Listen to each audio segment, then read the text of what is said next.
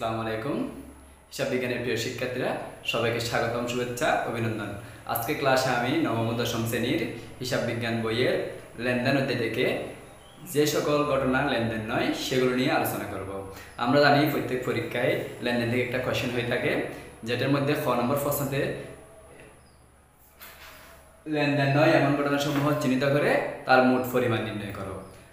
তাহলে দেখো, আজকের ক্লাস থেকে আমরা পরীক্ষায় কিভাবে খুব সহজে 2 নম্বর তুলব সেই টেকনিকগুলো শেখাবো।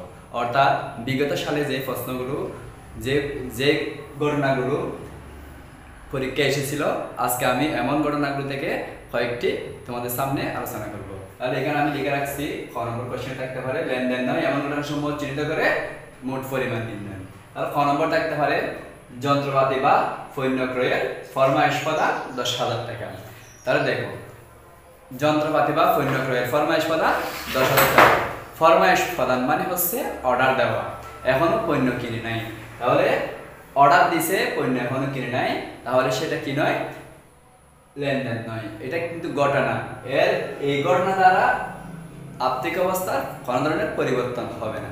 অর্থাৎ আমরা যখন প্রশ্নতে ফরমায়েশ প্রদান করা হলো দেখব, তাহলে আমরা অবশ্যই জানবো যে সেটা কি নয়? লেনদেন নয়। এটা একটা ঘটনা। তাহলে এটা আমরা যেখানে লেনদেন নয় সেখানে লিখে দিব। তাহলে দেখো, এরপরে ব্যবসায়ের ম্যানেজার বা ব্যবস্থাপক নিয়োগ, যার বেতন ধার্য করা হলো 30,000 টাকা। ব্যবসায়ের ম্যানেজার বা ব্যবস্থাপক নিয়োগ করা হলো, কিন্তু এখনো বেতন দেওয়া হয় নাই। সেজন্য যদিও এটা ঘটনা, কিন্তু লেনদেন নয়। যতক্ষণ পর্যন্ত বেতন দিবে না ততক্ষণ এটা কি হবে না? লেনদেন হবে না, আর্থিক অবস্থার পরিবর্তন হবে না। ম্যানেজার নিয়োগ দেওয়ার ফলে ব্যবসায়ী আর্থিক অবস্থার কোনো ধরনের পরিবর্তন হবে না। যখন বেতন দিবে তাকে, তখন আর্থিক অবস্থার কি হবে? পরিবর্তন হবে।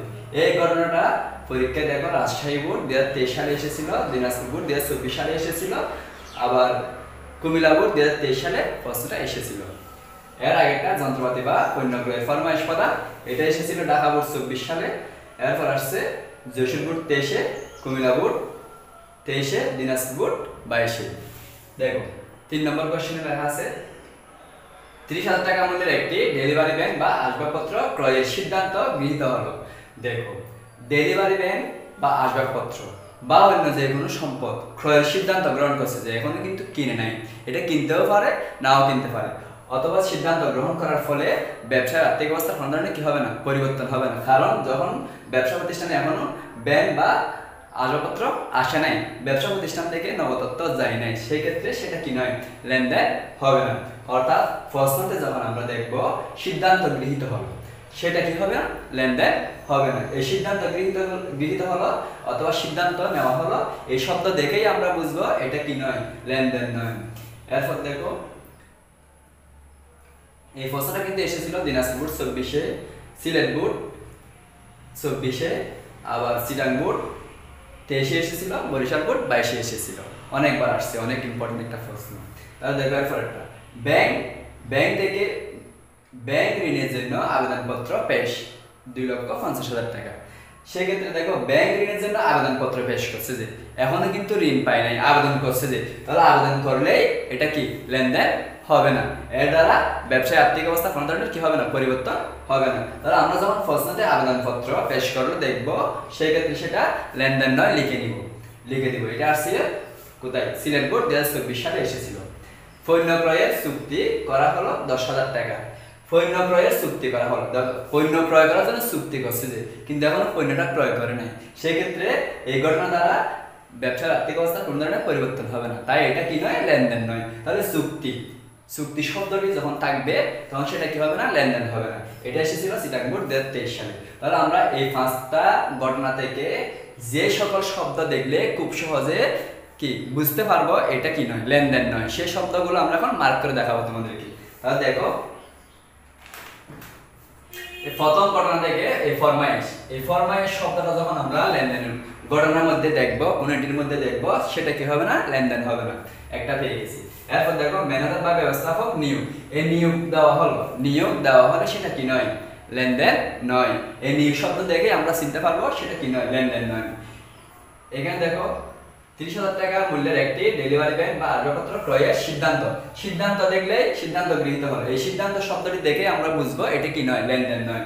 এরপরে ব্যাংক ঋণের জন্য আবেদনপত্র পেশ করলো। এই আবেদনপত্র দেখে বুঝবো এটা কি নয়, লেনদেন নয়।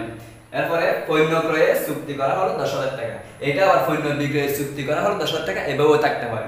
তাহলে দেখো যে কোনো ধরনের পণ্য বা সম্পদ ক্রয় করার জন্য যখন চুক্তি করবে সেটা কি হবে না, লেনদেন হবে না।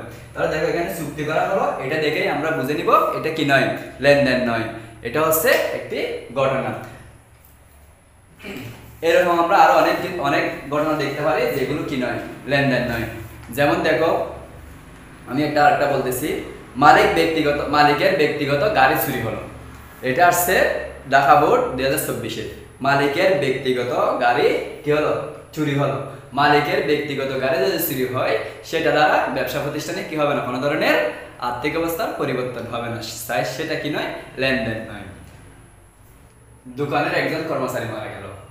তো দোকানের একজন কর্মচারী মারা গেলে এটা ব্যবসায়ের আর্থিক অবস্থার কোনো ধরনের কি করবে না, পরিবর্তন করবে না, যার কারণে এটা কি নয়, লেনদেন নয়। এটা আসছিল যশোরপুর 2023 সালে।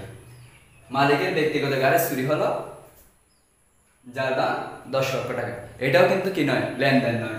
কারণ দেখো এটা ব্যক্তিগত গাড়ি চুরি হয়েছে মালিকের, এর দ্বারা ব্যবসা প্রতিষ্ঠানে কোনো ধরনের প্রভাব পড়বে না, তাহলে কি এটা লেনদেন হবে না। মালিক ব্যাংক হতে ব্যক্তিগত প্রয়োজনে ঋণ গ্রহণ করলেন 30,000 টাকা, এটা আসছে বরিশাল বোর্ড 2022 সালে। মালিক ব্যাংক হতে যখন ব্যক্তিগত প্রয়োজনে ঋণ গ্রহণ করবে এটা হচ্ছে ব্যক্তিগত কাজ, ব্যবসা প্রতিষ্ঠানে কোনো ধরনের প্রভাব ফেলতেছে না, তাই এর দ্বারা ব্যবসা প্রতিষ্ঠানের আর্থিক অবস্থার কোনো ধরনের পরিবর্তন হচ্ছে না, সুতরাং এটাও কি নয়, লেনদেন নয়। তাহলে ব্যক্তিগত প্রয়োজনে যখন ঋণ গ্রহণ করবে সেটা কি হবে না, লেনদেন হবে না। এরপরে যদি মালিক গাড়ি চুরি হয়ে যায় সেক্ষেত্রেও ব্যবসায় প্রভাব পড়বে না, এটা লেনদেন হবে না। যদি দোকানে কোনো কর্মচারী মারা যায় এর মাধ্যমেও ব্যবসা প্রতিষ্ঠানে কোনো ধরনের প্রভাব পড়বে না, যার কারণে এটাও কি হবে না, লেনদেন হবে না। প্রিয় শিক্ষার্থীরা, আশা করি তোমরা আজকে ক্লাস থেকে অবশ্যই শিখতে পারছো যে সকল ঘটনা কি নয়, লেনদেন নয়, ব্যবসায়িক লেনদেন নয় সেগুলো। আশা করি তোমরা আজকে ক্লাসটা ভালো করে দেখলেই পরীক্ষায় লেনদেন থেকে যে সৃজনশীল কোয়েশ্চেনটা আসবে তার 6 নম্বর প্রশ্নের সঠিকভাবে আনসার করতে পারবে। সম্পূর্ণ ক্লাস সবাইকে দেখার জন্য ধন্যবাদ জানিয়ে বিদায় নিচ্ছি। আল্লাহ হাফেজ।